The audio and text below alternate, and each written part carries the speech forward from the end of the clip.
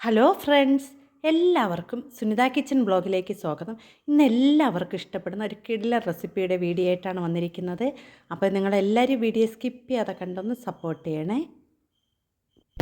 ഇനി ഒരു ബൗൾ എടുക്കുക, അതിലേക്ക് 1 സ്പൂൺ അളവിൽ ഈസ്റ്റ് ചേർത്ത് കൊടുക്കുക. ഞാൻ ഇവിടെ ഇൻസ്റ്റൻറ്റ് ഈസ്റ്റാണ് ചേർത്ത് കൊടുക്കുന്നത്.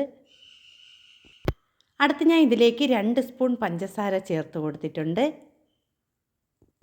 ഇനി ഇതിലേക്ക് കുറച്ച് വെള്ളവും കൂടി ചേർത്ത് ഒന്ന് മിക്സ് ചെയ്ത് ഒരു 10 മിനിറ്റ് ഒന്ന് മാറ്റി വയ്ക്കാം. ഇതിവിടെ നല്ലതുപോലെ മിക്സ് ചെയ്തെടുത്തിട്ടുണ്ട്. ഇനി ഒരു 10 മിനിറ്റ് ഒന്ന് മാറ്റി വയ്ക്കാം കേട്ടോ. അടുത്തതൊരു ബൗൾ എടുക്കുക, അതിലേക്ക് 1 കപ്പ് മൈദാമാവ് ചേർത്ത് കൊടുക്കാം. ഇനി ഇതിലേക്ക് ഒരു മുട്ടയും കൂടി പൊട്ടിച്ചൊഴിച്ച് കൊടുക്കാം. അതിനുശേഷം 1 സ്പൂൺ സൺഫ്ലവർ ഓയിലും കൂടി ചേർത്ത് നല്ലതുപോലെ ഒന്ന് മിക്സ് ചെയ്തെടുക്കാം.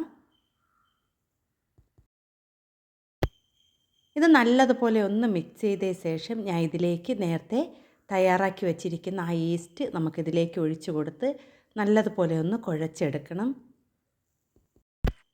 നല്ല കട്ടിക്കല്ല കുഴച്ചെടുക്കുന്നത്, അധികം ലൂസും ആയിട്ടല്ല കുഴച്ചെടുക്കുന്നത്. നമുക്ക് ഈ കുഴച്ചെടുക്കുമ്പോൾ കാണാം കേട്ടോ.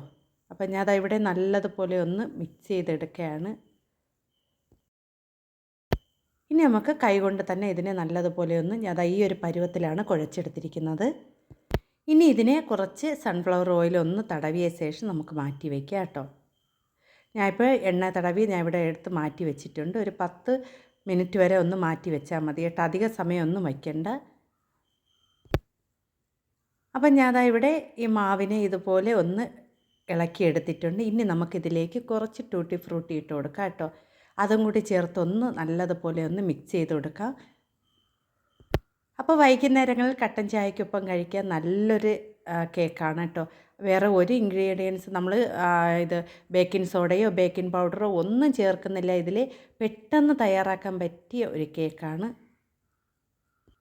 ഇനി ഇതെല്ലാം കൂടി നല്ലതുപോലെ ഒന്ന് മിക്സ് ചെയ്ത ശേഷം നമുക്കൊരു കേക്ക് ടിന്നിൽ ബട്ടർ പേപ്പർ വെച്ച ശേഷം ഇതിനെ ഒന്ന് ഇതുപോലെ ഒന്ന് വെച്ച് കൊടുക്കാം കേട്ടോ. നല്ലതുപോലെ ഒന്ന് നിരത്തി അതിനെ ഒന്ന് ലെവൽ ചെയ്ത് കൊടുക്കാം. അതിനുശേഷം അതിൻ്റെ മുകളിലേക്ക് കുറച്ച് ട്യൂട്ടി ഫ്രൂട്ടിയും കൂടി ഇട്ട് കൊടുക്കാം കേട്ടോ. അപ്പോൾ നമുക്ക് നല്ലതുപോലെ വെന്തൊക്കെ വരുമ്പോൾ നല്ല ഭംഗിയായിരിക്കും കാണാൻ. ഇനി ഇതിനെ ഒരു കുക്കറിലേക്ക് വെച്ച് കൊടുത്ത് നമുക്കിതിനെ മൂടി വെച്ച് വേവിക്കാം കേട്ടോ. അതിൻ്റെ പ്രഷർ ഇടാതെ തന്നെ നമുക്കിത് വേവിച്ചെടുക്കാം.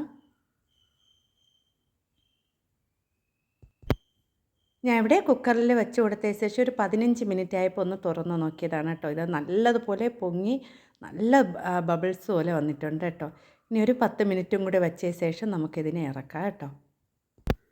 അപ്പം ഞാൻ ഇവിടെ കേക്ക് നല്ലതുപോലെ വെന്ത് കിട്ടിയിട്ടുണ്ട് കണ്ടോ. നല്ല ടേസ്റ്റാണ് കേട്ടോ കഴിക്കാൻ.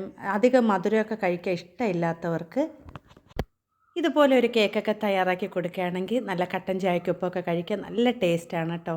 അപ്പോൾ നിങ്ങളെല്ലാവരും ഇത് വീഡിയോ കണ്ട് സപ്പോർട്ട് ചെയ്യണേ.